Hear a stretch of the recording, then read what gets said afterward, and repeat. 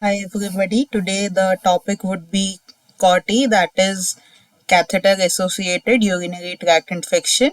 It is one of the most commonly asked question in PG exam. In the last 5 or 10 years I have seen it 3-4 times, and I hope that it would be helpful to you. Starting with what are healthcare associated infections. So now instead of saying hospital acquired infections, the new terminology has been shifted to healthcare associated infections. So earlier they used to say कि after 48 hours, but the term 48 hours was very vague, and we cannot say when to start the 48 hours or after how much time. So now they have made it even that on the day of admission, it would be counted as day one, irrespective of the time the patient was admitted, say morning 2 o'clock or at night 11 p.m. It would be counted as day one only. And what would we say as healthcare associated infection? When the date of the event would be the third day, that is after 2 full calendar days of admission, that would be counted as healthcare associated infection. So we would see what is this date of event afterwards. Moving on to infective window period. So what do we consider as an infective window period?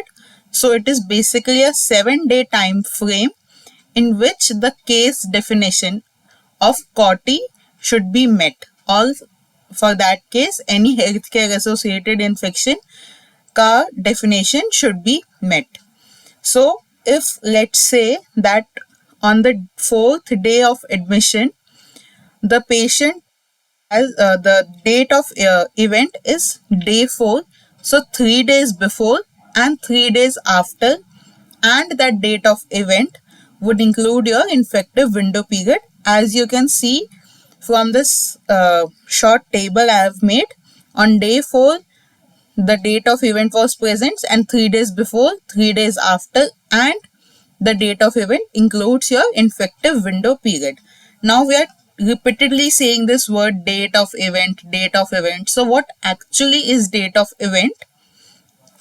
So date of event is the date when the first element to define that healthcare associated infection occurs. That is, in case of COTI, we would say that if the patient has fever or the patient presents with burning maturation, then it is considered a date of event.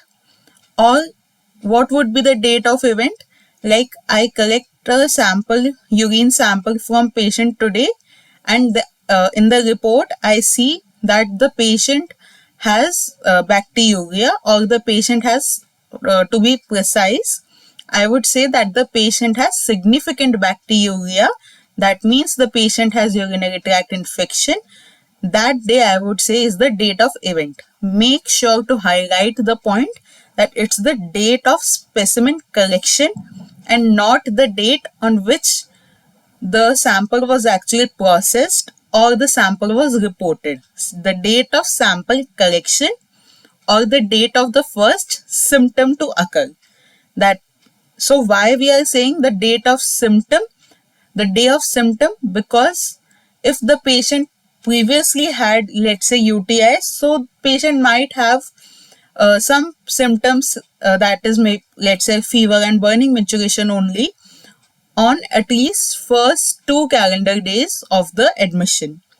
And why is it important to determine this date of event is, firstly, to determine whether it is hospital acquired or not. If the patient earlier had UTI which was undiagnosed, so the patient might have fever, the patient might have urinary burning maturation, or the patient might say that he has some frank pain, or the patient might be saying ki I have this repeated urge to go to the washroom.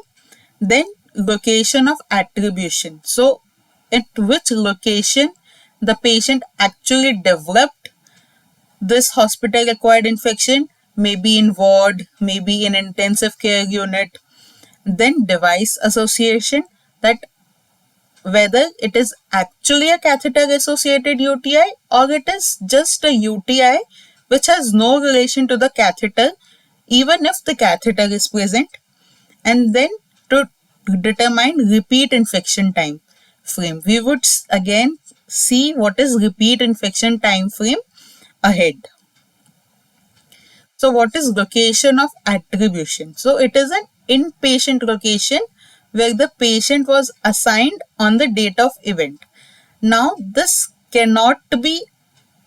location of attribution cannot be any non-bedded patient location. Let's say an OT, or if the patient was kept for in some time in the pre-anesthetic unit, or after the OT was kept in post anesthetic care, or has gone for an radiology, for MRI or for an angiography, that these are not under location of attribution. Location of attribution would always be either your ward or your intensive care unit. And let me say that today the patient developed, I collected a sample today, and the next day the patient was transferred from ICU to ward. After 2 days, I get the report that that there was significant bacteriuria. So now I won't say that the patient developed UTI from ICU. I would say that the patient developed UTI in the ward itself. Sorry, moving on to what is repeat infection time frame. So it is a 14-day time period starting from the date of event, during which site-specific culture becomes positive again with same or different organism. So it would be considered as the same hospital-acquired infection event and not a different event. Like when we count how many healthcare associated infections have occurred. So this in this 14 days, if the patient develops, let's say, okay, let me explain with the example of UTI only. So on day 1, the patient was admitted. On day 3, I collected a urine sample. There was no catheter. I didn't catheterize the patient. The patient was in ward, and I collected a urine sample. So report came to me on day 5, and on day 5 I got to know that patient has significant bacteriuria, and I got in the culture sensitivity report it was given that patient has E. coli. So I would label the patient that the diagnosis is non-catheter associated UTI because I didn't put a catheter in the patient, and the pathogen associated would be E. coli. After that, the patient got deteriorated due to some reason, and on day 6, I had to insert a catheter. Now the patient is debilitated, cannot go to the washroom by himself, and I had to insert a Foley's catheter. So when I insert a Foley's catheter, again after some days, let's say on day 11, I again send the sample, urine culture sample, and now they say that the organism grown is Staph aureus. Not necessarily that only Staph aureus would come. It might be that both Staph aureus and E. coli are present, or some other organism is present. So now the patient has Staph aureus. So, but I would not change my diagnosis to a catheter associated UTI because it is within this 14-day time period. It occurred on day 11, not after 14th day. So I would say that it is non-catheter associated UTI, and in the pathogen list, I would just add Staph aureus. But if again I send a sample on day 16th, and then again my urine culture is positive, let's say again Staph aureus has come, so this would be counted as a second event of healthcare associated infection. Now I would say that my diagnosis is catheter associated UTI with the pathogen being Staph aureus. So within 14 days, it would be same the diagnosis would be the same, only we add on the pathogen list, and after 14 days I can change my diagnosis accordingly. Now, what is secondary bloodstream infection attribution period, or SBAP? So this is sometimes very confusing to understand. So let's say कि now we know that the patient had UTI. So we were sending samples, and we suspect that the patient has developed sepsis also. So I take a blood culture and I send the blood culture, and the organism comes out to be E. coli. From my previous slide, I knew that in my urine culture also, the organism associated was E. coli. Now, from blood also, the organism which I have gained is E. coli.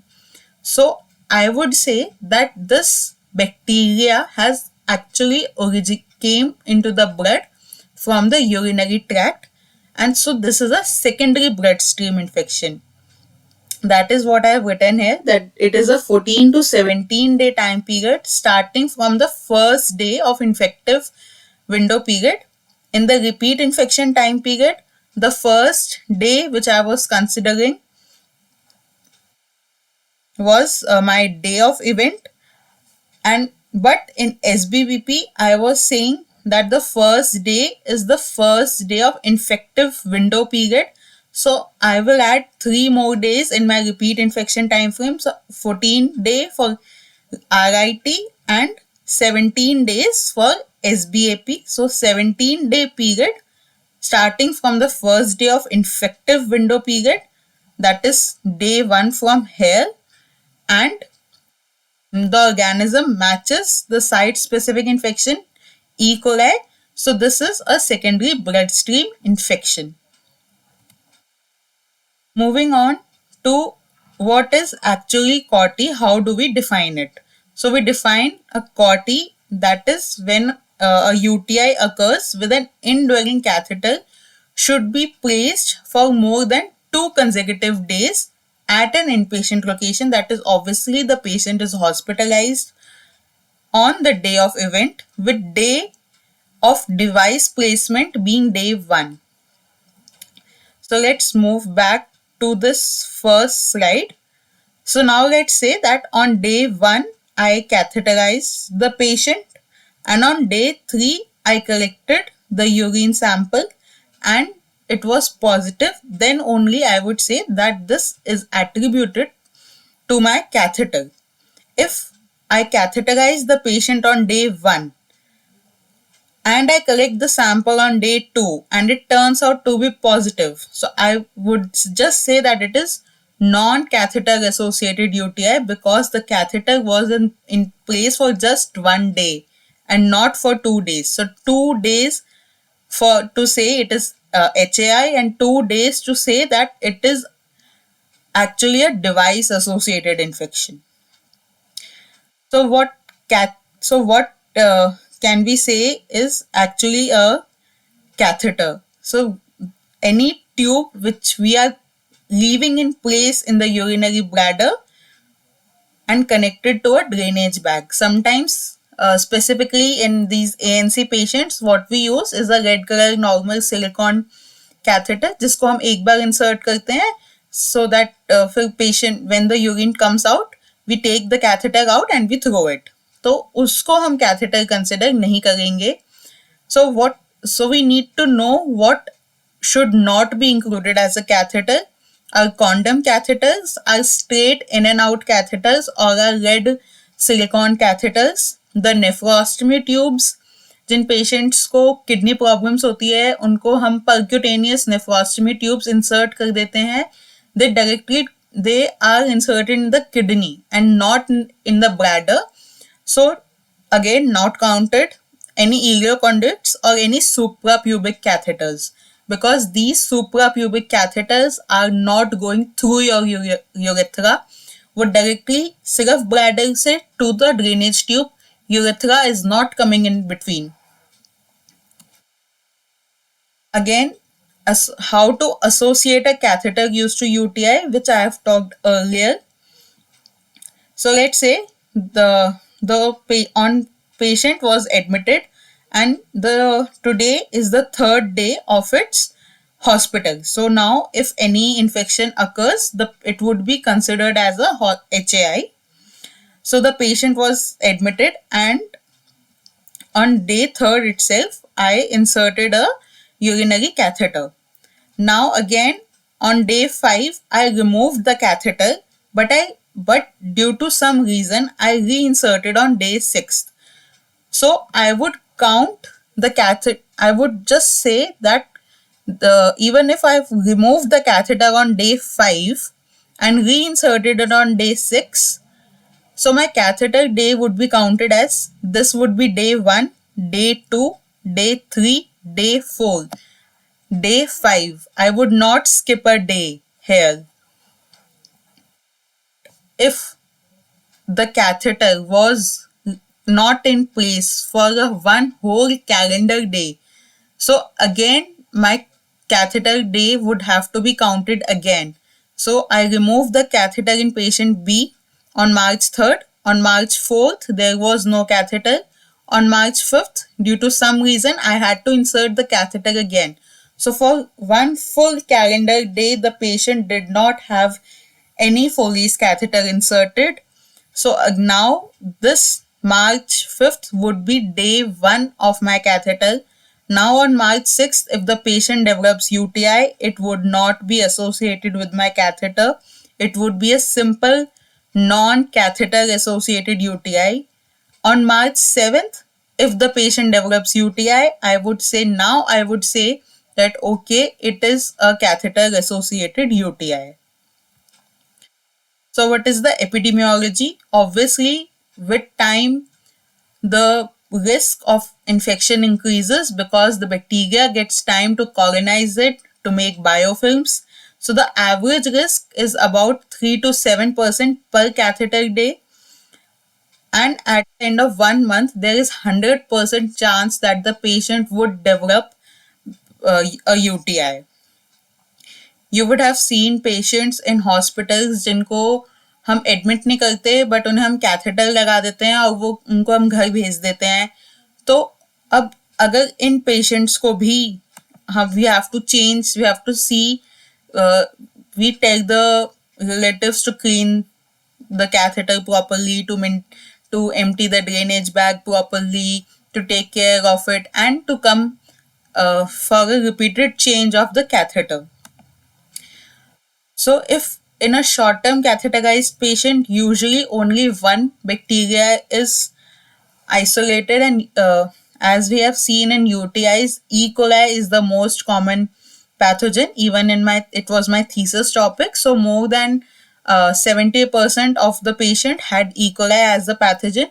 Then other Enterobacteriaceae species was there like Klebsiella, Enterobacter, Citrobacter, or we can even Pseudomonas comes commonly. I have seen Pseudomonas in catheterized patients, Acinetobacter and Enterococcus species.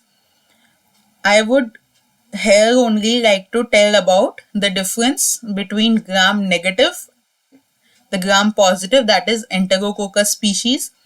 Enterococcus species usually catheter के अंदर ही नहीं बाहर की तरफ एक film बना देता है जिसकी वजह से इन्फेक्शन हो जाता है.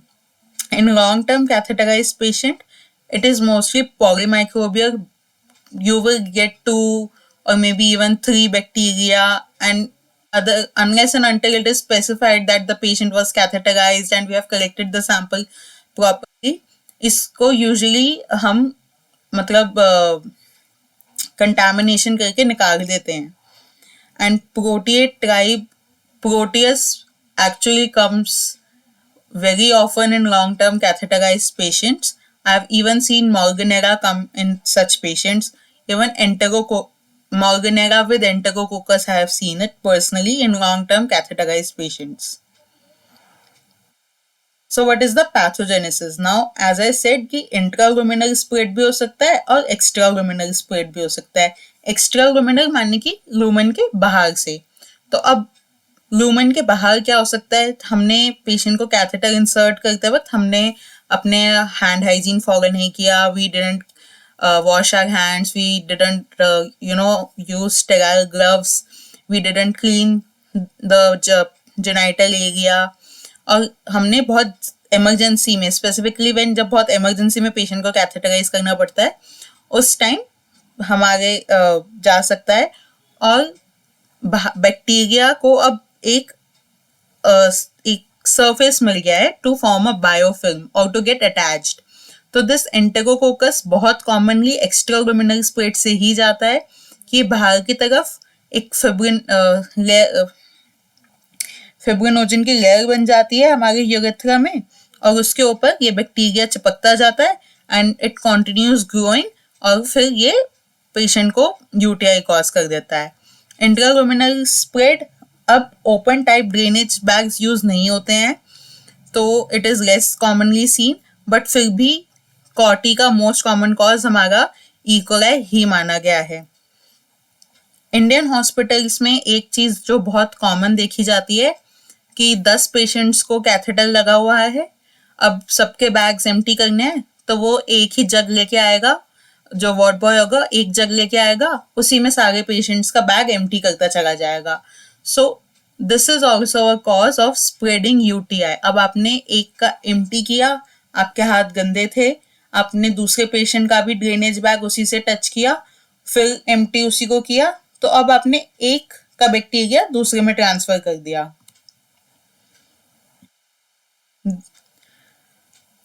So this is a diagram from our Apoorv Shastri, or I don't remember exactly. I think it is from Apoorv Shastri only.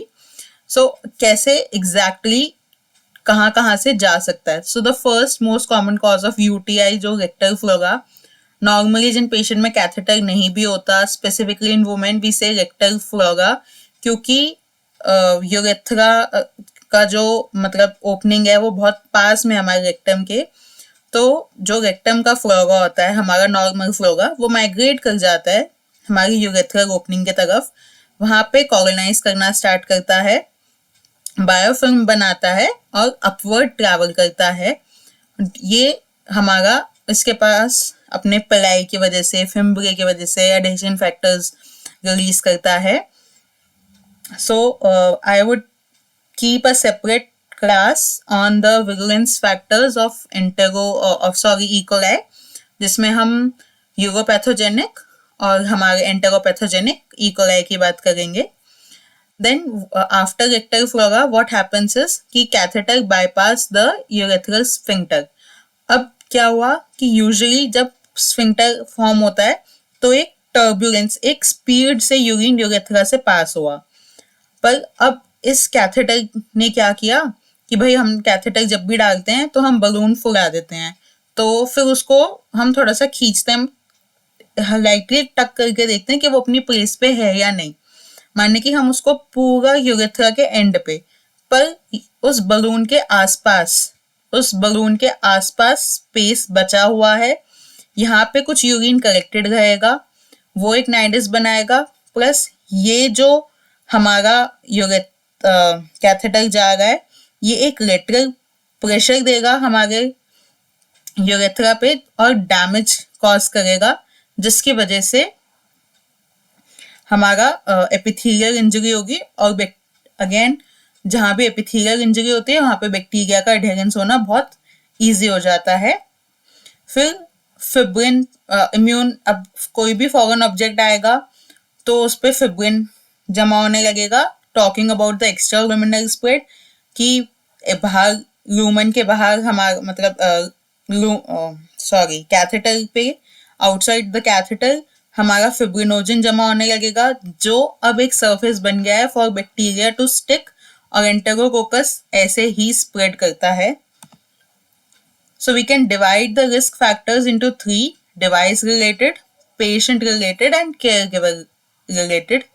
So device related we have seen कि जितना ज़्यादा long term catheterization होगा उतना ज़्यादा problematic होगा। Type of catheter, latex catheter के higher chances होते हैं, और इंडिया में मोस्टली latex catheter ही used होते हैं।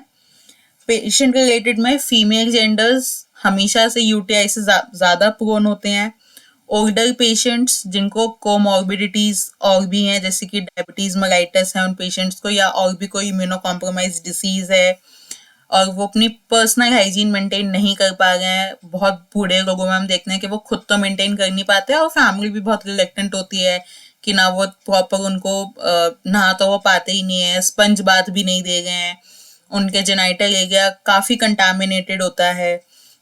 और जिनको फीकल इनकॉन्टिनेंस है, इवन अगर कैथेटर नहीं भी है and if someone is having faecal incontinence, तो उनको यूटीआई के चांसेस बहुत ज्यादा बढ़ जाते हैं। केयर गिवर रिलेटेड में जैसे हमने बात करी कि एक्स्ट्रा लुमिनल स्प्रेड हो सकता है, हमने हैंड हाइजीन फॉलो नहीं किया, हमने ग्लव्स नहीं पहने, हमने प्रॉपरली ध्यान नहीं दिया, या फिर हमने इमरजेंसी इंसर्शन करी। तो इमरजेंसी में तो आई गेस हम सब भूल जाते हैं, हमें बस ये होता है कि we have to somehow save the patient. This we have already covered. So talking about the diagnosis. So what is the diagnostic criteria? Firstly, the catheter should be in place for more than 2 consecutive days. The patient would have symptoms like fever, suprapubic tenderness, urgency, frequency, dysuria, costovertebral tenderness. But अगर already आपका catheter in place है तो patient को ना तो urgency होगी, ना तो उसको फ्रीक्वेंसी होगी, ना उसको डिसयूरिया होगा। पेशेंट कैसे बोलेगा कि उसको सिर्फ फीवर आएगा, कुछ सुप्राप्यूबिक उसे टेंडरनेस होगी और कॉस्टोवर्टिब्रल टेंडरनेस हो सकती है। जब हम कल्चर कलेक्ट करते हैं पेशेंट का, तो अगर पेशेंट सिम्टोमेटिक है तो हमारी आईडीएसए गाइडलाइंस कहती हैं कि अगर पेशेंट सिम्टोमेटिक है तो हम 10^3 सी कॉग्निफॉर्मिंग यूनिट्स पर एमएल को कंसिडर करेंगे, पर अगर पेशेंट एसिम्टोमेटिक है तो हम 10^5 कॉग्निफॉर्मिंग यूनिट्स को कंसिडर करेंगे। और आईडीएसए पाई यूरिया को डायग्नोस्टिक नहीं मानती टू डिफरेंशिएट बिटवीन कॉटी और जस्ट एसिम्टोमेटिक बैक्टीरिया। वो कहते हैं कि पसल्स हो सकता है ना ही प्रेजेंट हो, अगर कोई इम्यूनो कॉम्प्रोमाइज पर्सन है और उसको यूटीआई कोई भी इन्फेक्शन हो रखा है तो उसमें तो इम्यूनिटी है ही नहीं, तो हाउ वुड द पर्सन, तो उसके डब्ल्यूबीसीज आएंगे ही नहीं। तो इसलिए pyuria is not a criteria to differentiate between the infection और asymptomatic bacteria. Moving on to the treatment. So अगर पेशेंट को इन्फेक्शन है, so firstly send it for culture and sensitivity. हम अपने एम्पेरिकल ट्रीटमेंट हम अपने लोकल गाइडलाइंस के हिसाब से या जो हमारे हॉस्पिटल का एंटीबायोग्राम है उसके हिसाब से स्टार्ट करते हैं। Then the also the severity of the illness, कि अगर पेशेंट को बहुत ज़्यादा है सो हो सकता है हमें ओरल की जगह आईवी देना पड़े पेशेंट को, like IV fosfomycin we give. Talking about fosfomycin, fosfomycin हमारी बोथ सीएलएसआई और यूकास्ट कहती है कि आप सिर्फ ई कोलाई और एंटेरोकोकस फेकालिस के लिए रिजर्व रखो, बाकियों के लिए ना तो वो ब्रेक पॉइंट देती है, और वो कहती है कि अगर आप उसने क्लेप्शियरा के लिए स्पेसिफिकली स्टेट किया है, स्टडीज में मिला है कि अगर आपने क्लेप्शियरा के केस में फॉस्फोमाइसिन चढ़ा दी तो कुछ टाइम के लिए तो ग्रोथ हिंडर हो जाएगी बैक्टीरिया की, पर रीग्रोथ हो जाता है और पेशेंट वापस से यूटीआई में लैंड अप कर जाता है।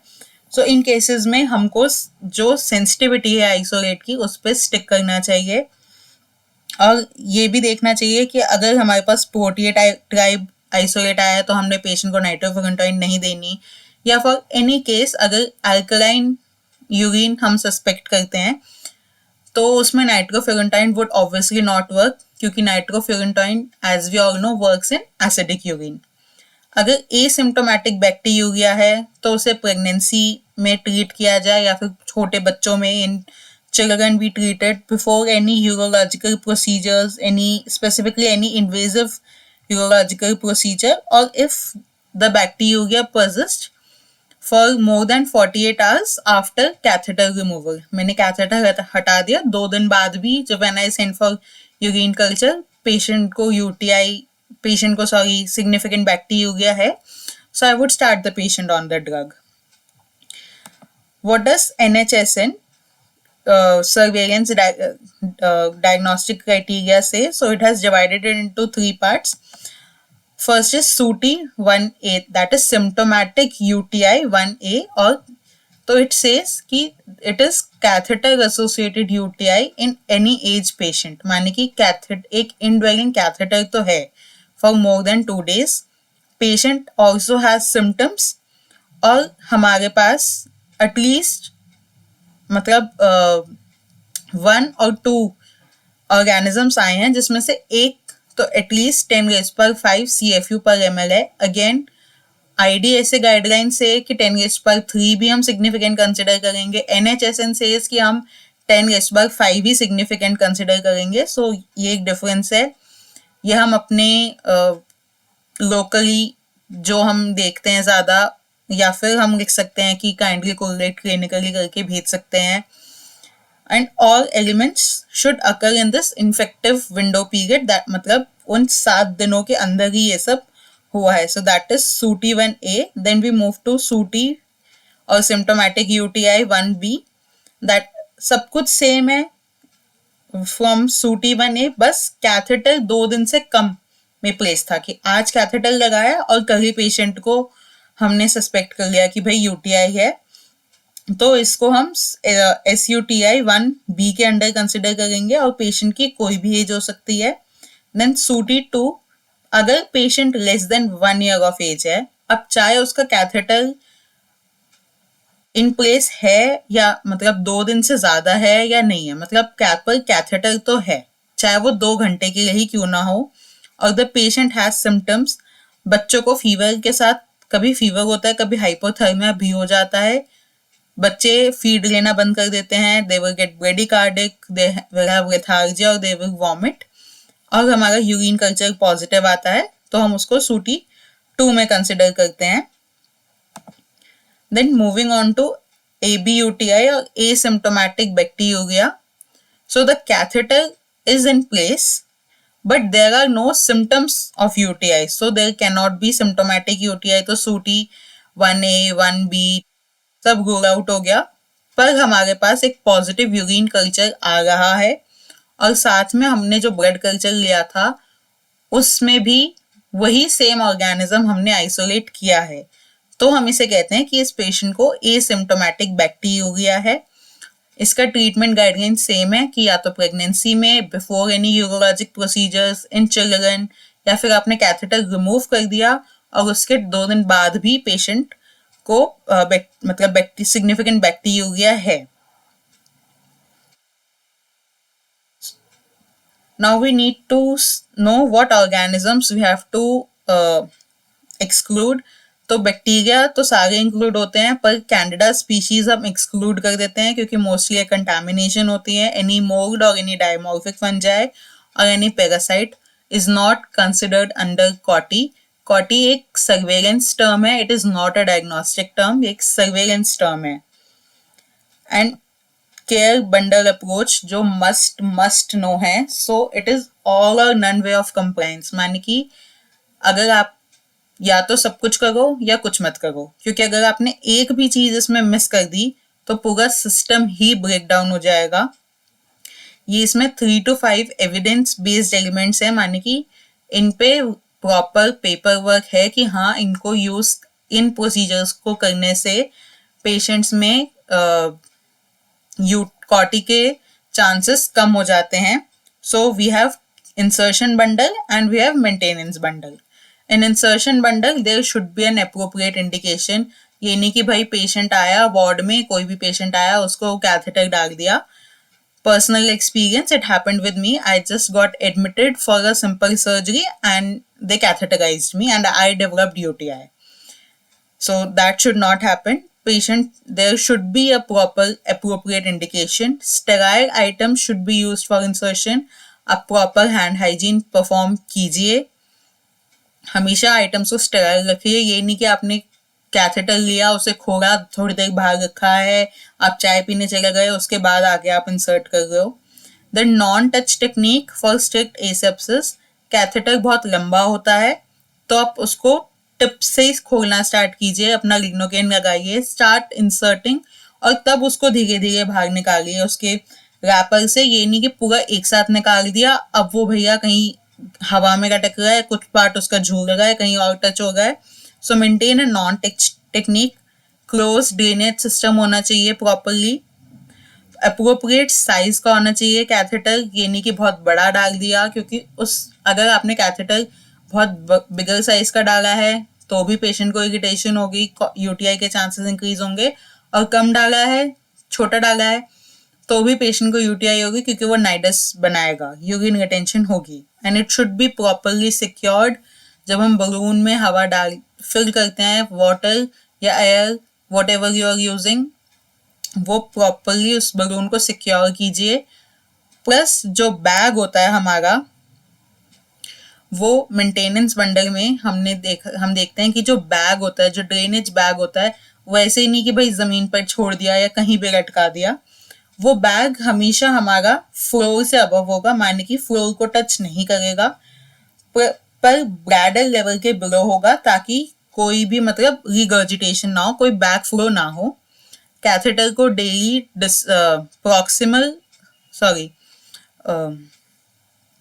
प्रॉक्सिमल टू डिस्टल क्लीन कीजिए. उसको हमेशा देखिए कि वो प्रॉपरली सिक्योर्ड है, उसका ड्रेनेज सिस्टम मेंटेन्ड है. अगर कहीं भी आपको लीक दिखता है तो you should change it immediately. Collection steps proper होने चाहिए. एज आई सेड कि एक पेशेंट के लिए एक जग यूज कीजिए, उसके बाद आप दूसरे पेशेंट के लिए प्लीज जब एम्प्टी करते हो बैग को तो दूसरा जग यूज कीजिए. और हमेशा पेशेंट को एसेस कीजिए कि क्या पेशेंट अब खुद से वॉशरूम जा सकता है, क्या अब उसको यूरिनरी रिटेंशन नहीं होगा, या उसका फ्लो प्रॉपर है, या हमने जो भी टेस्ट कंडक्ट करने थे वो हो चुके हैं. तो remove the catheter as soon as possible. So that's it for catheter associated UTI. If you guys have any doubt, you can always write it in the comments, and I would be happy to answer it all. And do like, share, and subscribe to my channel. And I think the next video would either be on class B, that is central line associated bloodstream infection, or on vancomycin resistant enterococcus. I'm not sure. So yeah, stay tuned for more such updates. Thank you.